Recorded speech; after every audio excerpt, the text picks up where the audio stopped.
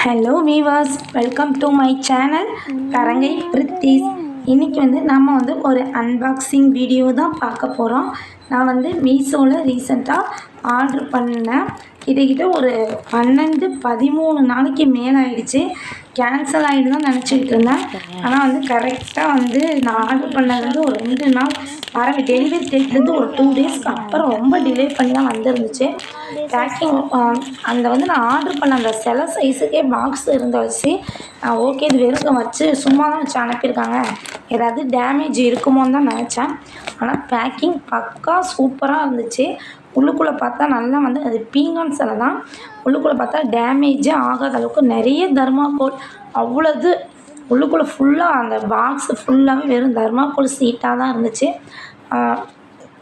இந்த சிலையோட ரேட்டுன்னு பார்த்தா 706 ரூபா.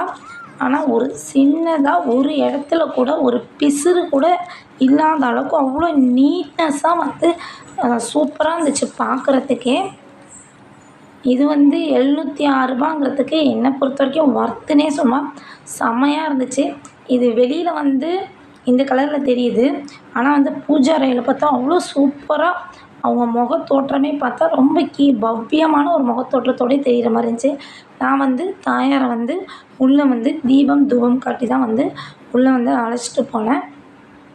கலரும் பார்த்தா அந்த க்ரீனுக்கும் ஆரஞ்சுக்கும் உள்ளுக்குள்ளே பூஜை அறையில் பார்க்கும்போது அவ்வளோ சூப்பராக இருந்துச்சு. விளக்கேற்றிட்டு பார்க்கும்போது அவ்வளோ நல்லா இருந்தாங்க.